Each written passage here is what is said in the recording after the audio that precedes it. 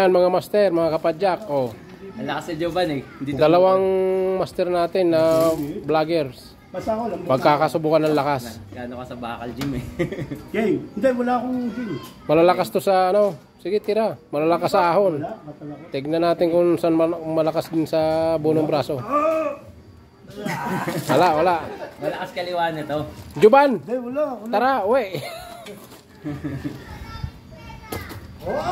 Okay, pas. Sige. Katal na ako eh. Ang lakas. Wala. Piro TV! Piro, mahirap ka dyan. Wala. Pupulikatin yung chunk sa'yo. Sapi na lang tayo, Master Juban.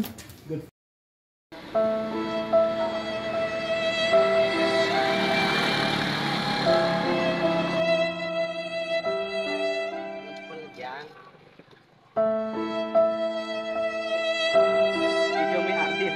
Paliktot eh. No. Yan, ebidensya.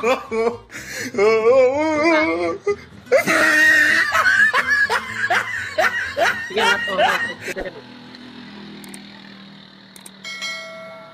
Ay?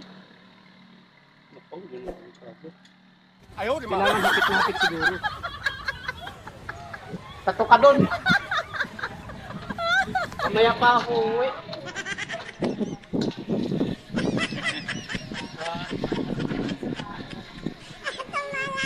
Wala pa. Malayo pa ako. Nagbaadi kami.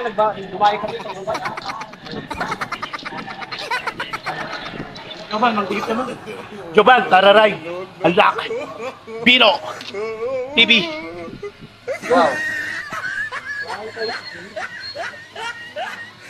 Anong buhay ng Ito ka doon. Unlock. congratulations. Shout out. Backbikers. Southside.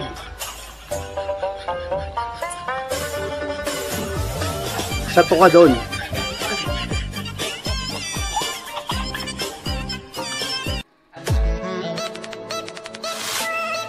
Shoutout sa inyo. Lahat. Long ride, uphill, downhill trail, rain. Ang lupet.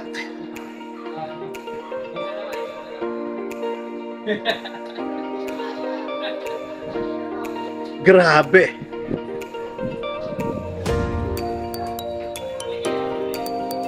Sarap. Bye. Master Rudy. Di ba tararay? Wala labas pa bago kayo pumasok ng gate. Di ba tumigil pa kayo? Grabe, Master Rudy, oh. Lupet, naula. Ibig sabihin, Juban, tararay. yun! Ibig sabihin, mas malakas sila. Kasi nauna sila rito. yun! Sige. Malayo pa lang sa katawan sa kayo.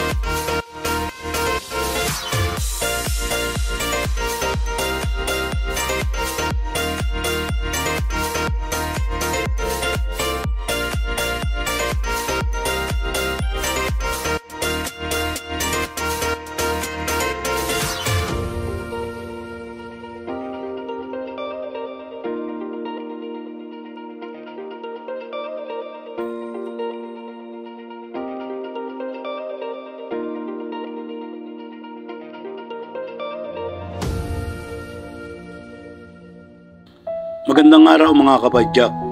Kung minsan may kaganapan sa ating mga buhay na hindi nating may paliwanag o kaya ay kailangan na lang nating tanggapin. Kung minsan sa buhay natin may mga pait na nangyayari pero ganun pa man, ito'y pinapayagan ng Diyos sa ating buhay. Kaya kung minsan, kung tatanungin ako kung may dapat baguhin sa buhay ko, walang dapat baguhin kasi lahat ng bagay ay tinakda ng Diyos na mangyari sa buhay ng isang tao. At sa pangyayaring iyon, may bagay na itinuturo sa atin ng Diyos. Minsan sa buhay mo, sa buhay ko, may pait nang nangyayari sa kaganapan sa buhay mo, pero dapat lang natin itong tanggapin. Kung minsan kung ipagpapatuloy pa natin, parang wala na ring mangyayari. Lahat ay pinag-iisipan, lahat ay kailangan tanggapin. Pero makikita natin, kung magwawakas man sa pangit ang nakikita natin pero hindi natin alam, ang magiging resulta nito ay isang positibo para sa iyo at para sa akin. Kaya anuman ang nangyayari na pinagdadaanan mo ngayon, tanggapin mo lang ang hamon ng buhay. Ituloy mo lang kung ano ang naisin mo sa iyong buhay. Basta ang mahalaga, wala kang tinatapakan at alam mo totoo ang iyong mga ginagawa. Manalig ka lang at magtiwala sa Diyos. Lahat ng bagay iaayos niya para sa iyo. Ang mahalaga lamang naman talaga, ang Panginoon ay nire-recognize natin sa buhay natin. Yun lang yun, para maging maayos at merong magandang tahakin ang ating buhay. Yun lamang ang masasabi ko. Minsan, ganito lang ako magsalita, pero makikita mo, kung tatanungin niyo ako, talagang parang patalinghaga, pero may malalim na kasagutan. Maaring ang pinagdadaanan ko o pinagdadaanan mo ay magkaparehas lamang. Pero ang mahalaga, lumalaban tayo sa hamon ng buhay, patungo sa isang magandang patutunguhan. Naalala ko nga pala, merong nabanggit, limutin natin ang nakaraan at harapin ang isang bagong umaga at ang bagong bukas. Sinabi nga pala na, for all that's gone, the new has come. Kalimutan ang mga bagay na basura at ang isang bagong hinaharap ang ating harapin patungo sa isang magandang kinabukasan. Maraming salamat nga pala. Salamat sa inyong suporta at pakikinig at panonood sa aking YouTube channel. Sana ipagpatuloy nyo at suportahan ang aking mga ginagawa, ang aking palabas. Maraming salamat sa inyo na sumasubaybay kay Joban Tararay. Muli nga pala, meron akong padyakan na gagawin patungo sa Atok Benguet. Ito ay nalalapit na sa August 19. Maraming salamat. So, Joban, tayo tara, sa break tayo. I-unlock na natin. Tapos kumpleto na tropa, grupo. Mga nagdatingan na sila. So inantay namin sila dito.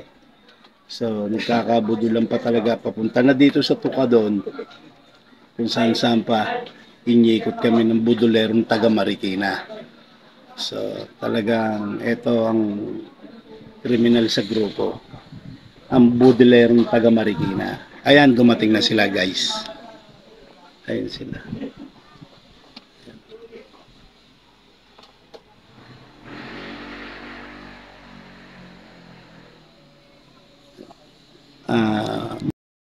Sobrang nakakapagod. Timberland. Tapos meron pa kaming kasiklista na nasiraan. Meron ding naplatan na kasiklista. At ang aberya hindi naman talaga may iwasan yan. Kaya salamat po sa mga bikers na nagpapaalala sa amin na tune up ang bike. Dapat chine-check up. Sa palagay ko naman po, bago po nila gamitin, chine-check up naman po nila. Talaga along the way, habang nagbabike, doon talaga lumalabas ang mga problema. Naplatan si Master Echoy. So, ganun ang nangyari. Tapos, merong nasiraan kami ng RD, nawasak yung RD niya. Yun naman mga nangyari sa amin dito. Pero, kagaya nga ng sinasabi ko, hindi naging dahilan ang dahilan namin para hindi matapos ang Tukadon.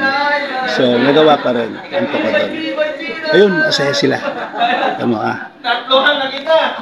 Puntahan natin sila ha, puntahan natin. Okay. Okay.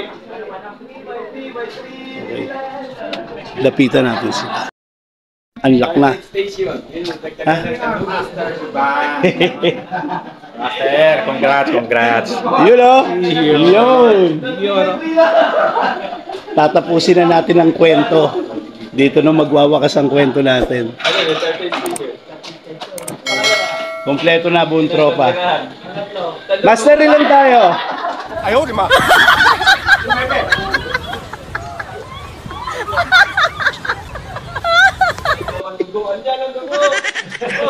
At sexy.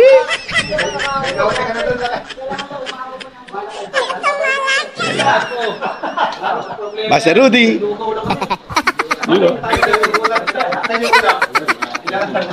Okay. Mga kasiklista, salamat sa inyong pagsubaybay. Dito na natin tatapusin ang ating kwento. Joban, tara, ride tayo.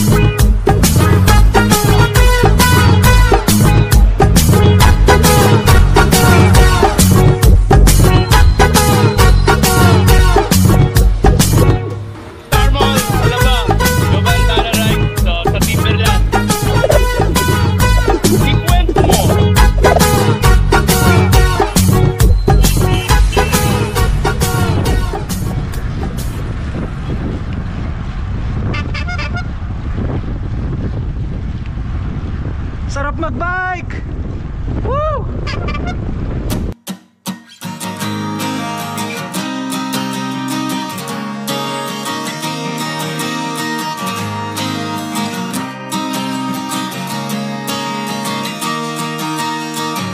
Tara na't sumama sa'kin, tayo'y maglakbay.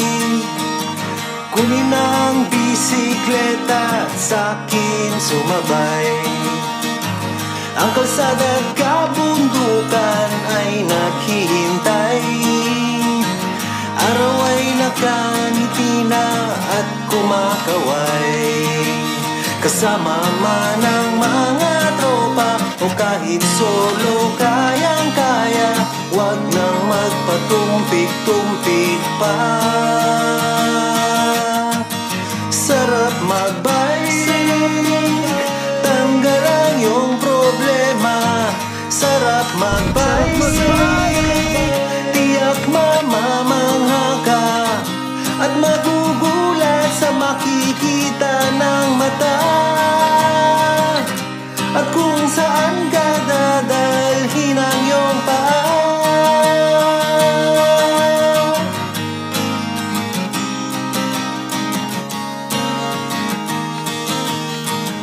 Masarap sa una, lalo't pag tumatagal. Di mararamdaman ang pagod kahit hingal. Magagandang mga tanawin ang naghihintay sa atin. Huwag ka nang babagal-bagal pa. Sarap magbike,